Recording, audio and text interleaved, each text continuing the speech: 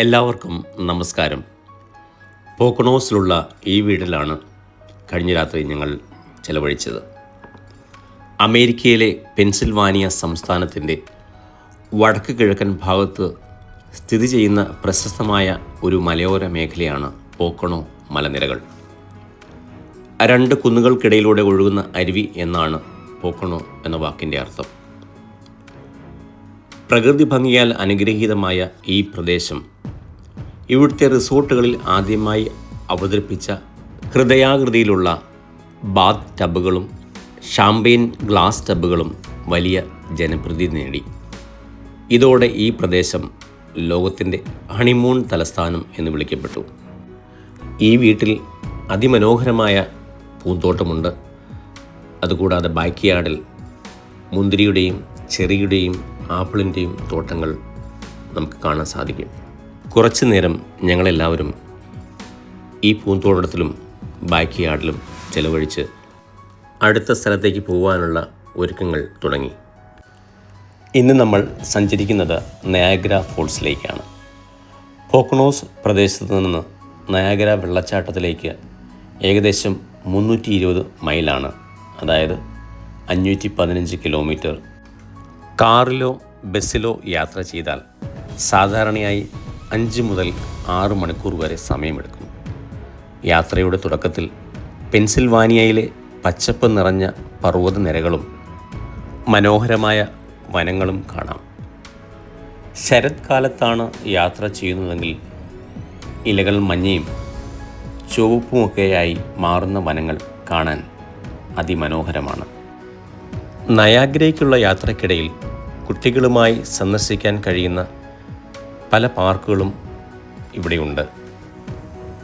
ഇത് നോ ഓക്ക് പാർക്ക്. യാത്രയുടെ തുടക്കത്തിൽ പെൻസിൽവാനിയയിലെ സ്ക്രാൻറ്റൺ എന്ന സ്ഥലത്താണ് ഈ പാർക്ക് സ്ഥിതി ചെയ്യുന്നത്. കുട്ടികൾക്കായുള്ള കളിസ്ഥലങ്ങൾ, സ്പ്ലാഷ് പാഡ്, മനോഹരമായ വെള്ളച്ചാട്ടങ്ങൾ എന്നിവ ഇവിടെയുണ്ട്. ഇതുകൂടാതെ യാത്രാമധ്യേ ഒച്ചനിംഗോ പാർക്ക്, ബിങ്ഹാംപ്റ്റൺ എന്ന നഗരത്തിലാണ് ഈ വിശാലമായ പാർക്കുള്ളത്. കുട്ടികൾക്കായുള്ള വലിയ കളിസ്ഥലങ്ങൾ, നടപ്പാതകൾ, പച്ചപ്പ് നിറഞ്ഞ പുൽത്തകിടികൾ എന്നിവ ഇവിടെയുണ്ട്. ഇതുകൂടാതെ വിഖ്യാതമായ ഫിംഗർ ലേക്സ് പ്രദേശത്തുള്ള ക്യൂട്ട് പാർക്ക്, സിറക്കൂസ് നഗരത്തിൽ സ്ഥിതി ചെയ്യുന്ന വലിയ കളിസ്ഥലങ്ങളും അതോടൊപ്പം പ്രശസ്തമായ റോസാമണ്ട്, ഗിഫേർഡ് മൃഗശാലയുമുള്ള ബർണറ്റ് പാർക്ക് എന്നിവയാണ് പ്രധാന സ്പോട്ടുകൾ. നമ്മൾ ഇത് പറഞ്ഞിരിക്കുമ്പോൾ തന്നെ ലോകത്തിലെ ഏറ്റവും പ്രശസ്തവും മനോഹരവുമായ പ്രകൃതി വിസ്മയങ്ങളിൽ ഒന്നായ നയാഗ്ര വെള്ളച്ചാട്ടത്തിൻ്റെ അടുത്ത് എത്താറായി. കാനഡയിലെ ഒൻറ്റാരിയോ പ്രവേശിക്കും അമേരിക്കയിലെ ന്യൂയോർക്ക് സംസ്ഥാനത്തിനും ഇടയിലുള്ള അതിർത്തിയാണ് ഇത് സ്ഥിതി ചെയ്യുന്നത്. ഏകദേശം 12,000 വർഷങ്ങൾക്ക് മുമ്പ് ഹിമയുഗത്തിൻ്റെ അവസാന ഘട്ടത്തിൽ ഹിമാനികൾ ഉരുകിപ്പോയപ്പോഴാണ് നയാഗ്ര വെള്ളച്ചാട്ടം രൂപം കൊണ്ടത്. നയാഗ്രയുടെ വർണ്ണാഭമായ കുത്തൊഴുക്ക് കണ്ടപ്പോൾ കുട്ടികൾക്ക് ഫോട്ടോ എടുക്കാനും വീഡിയോ എടുക്കുവാനുമുള്ള ധൃതി ഇവിടെ നിങ്ങൾക്ക് കേൾക്കാം. ശരിക്കും അതിശയിപ്പിക്കുന്ന രീതിയിലുള്ള കാഴ്ചകളാണ് നമുക്കിവിടെ കാണാൻ കഴിയുക. വിസ്മയകരമായ വെള്ളച്ചാട്ടവും അതിന് നൽകിയിരിക്കുന്ന കളറും ശരിക്കും അതിശയിപ്പിക്കുന്നത് തന്നെ. 1860 ബ്രിട്ടനിലെ എഡ്വേർഡ് 8-ാമൻ രാജകുമാരൻ ഈ സ്ഥലം സന്ദർശിച്ചപ്പോഴാണ് ചരിത്രത്തിൽ ആദ്യമായി രാത്രി വെളിച്ചം തെളിയിച്ചത്. അക്കാലത്ത് വൈദ്യുതി ഇല്ലാതിരുന്നതിനാൽ വെള്ളച്ചാട്ടത്തിന് ചുറ്റും 200ഓളം ബംഗാൾ വിളക്കുകൾ കത്തിച്ചാണ് മനോഹരമായ ഒരു അന്തരീക്ഷം ഒരുക്കിയത്. 1907 ജനറൽ ഇലക്ട്രിക് കമ്പനി ജലാശയത്തിലേക്ക് വിവിധ വർണ്ണങ്ങളിലുള്ള ജലാറ്റിൻ ഫിലിമുകൾ ഉപയോഗിച്ചാണ് നിറങ്ങൾ പതിപ്പിച്ചത്. 1925 US-ഉം കാനഡയും സംയുക്തമായി നയാഗ്ര ഫോൾസ് ഇലുമിനേഷൻ ബോർഡ് രൂപീകരിക്കുകയും അതോടെ രാത്രികാല ദീപ അലങ്കാരങ്ങൾ സ്ഥിരമായി ഒരു സംവിധാനമാക്കി മാറ്റുകയും ചെയ്തു. അതിമനോഹരമാണ് ഈ ലൈറ്റിംഗ് വിരുന്ന്. 2016 പഴയതരം സെനോൺ ലൈറ്റുകൾ മാറ്റി അത്യാധുനിക LED ലൈറ്റിംഗ് സംവിധാനം നിലവിൽ വന്നു. പുതിയ LED ലൈറ്റുകൾ കുറഞ്ഞ വൈദ്യുതി ഉപയോഗിച്ച് നയാഗ്രയെ കൂടുതൽ വെളിച്ചമുള്ളതാക്കി. ഇന്ന് വർഷത്തിൽ എല്ലാ ദിവസവും രാത്രിയിൽ പ്രകൃതിയുടെ ഈ വിസ്മയം വിവിധ വർണ്ണങ്ങളിൽ തിളങ്ങി നിൽക്കുന്നു. പല രാജ്യങ്ങളുടെയും ദേശീയ ദിനങ്ങളിലോ പ്രത്യേക ചടങ്ങുകളിലോ ആ രാജ്യങ്ങളുടെ പതാകയുടെ നിറത്തിലും നയാഗ്ര തിളങ്ങാറുണ്ട്.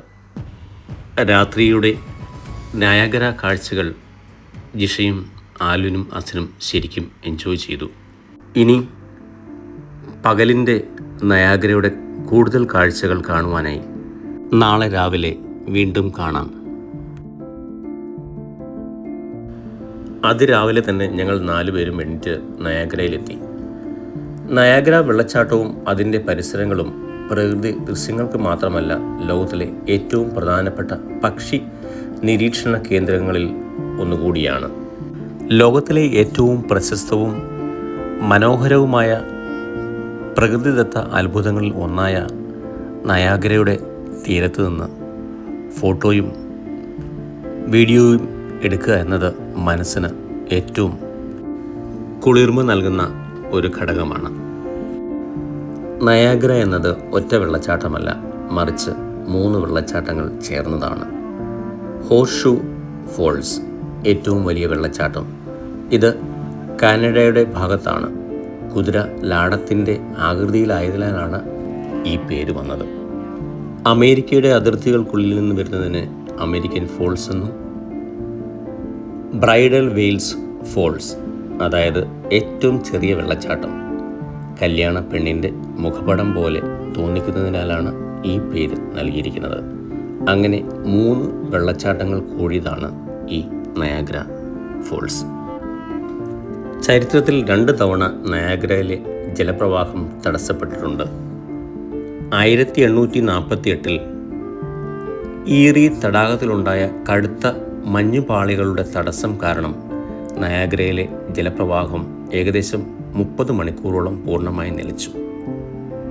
പിന്നീട് 1969 അമേരിക്കൻ ഭാഗത്തെ വെള്ളച്ചാട്ടത്തിനിടയിലെ പാറകളുടെ ഘടന പഠിക്കാനും മണ്ണൊലിപ്പ് തടയാനുമായി എഞ്ചിനീയർമാർ താൽക്കാലികമായി ഡാം നിർമ്മിച്ച് 5 മാസത്തോളം വെള്ളം തിരിച്ചുവിട്ടിരുന്നു. ഇന്ന് പ്രതിവർഷം ലക്ഷക്കണക്കിന് സഞ്ചാരികൾ സന്ദർശിക്കുന്ന ലോകത്തിലെ പ്രശസ്തമായ ഹണിമൂൺ വെക്കേഷൻ കേന്ദ്രമാണ് നയാഗ്ര.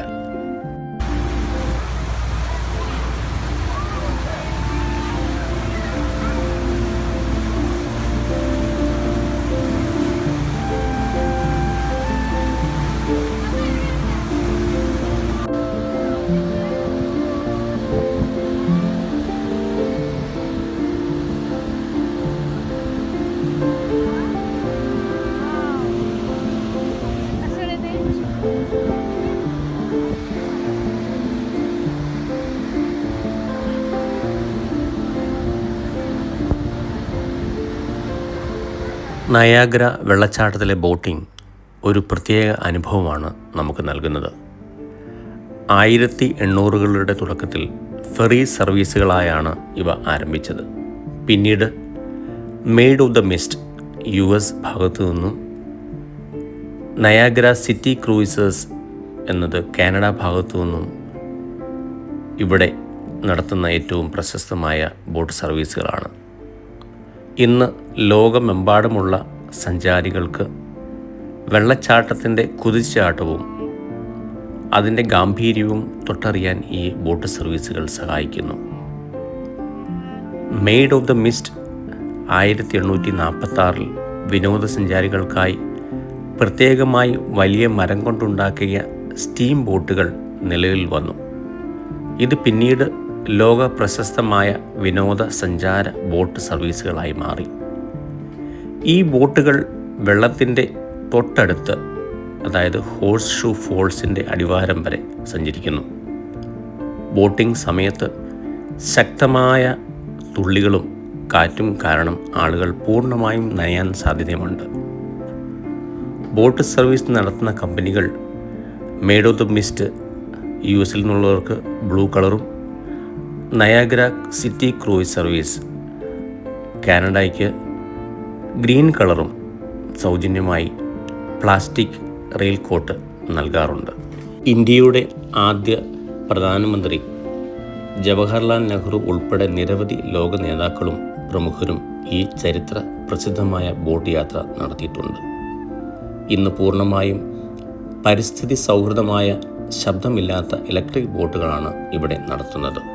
മിഡ് ഓഫ് ദ മിസ്റ്റിൻ്റെ അമേസിംഗ് എക്സ്പീരിയൻസുമായി ഞങ്ങളെടുത്തത് കേവ് ഓഫ് ദ വിൻഡ്, അതായത് അമേരിക്കൻ വെള്ളച്ചാട്ടത്തിൻ്റെ ഭാഗമായ ബ്രൈഡൽ വെയിൽ ഹാളിൻ്റെ താഴെ ആണ് സ്ഥിതി ചെയ്യുന്നത്. 1834 2 കോളേജ് വിദ്യാർത്ഥികളാണ് പ്രകൃതിദത്ത ഗുഹ ആദ്യമായി കണ്ടെത്തുന്നത്.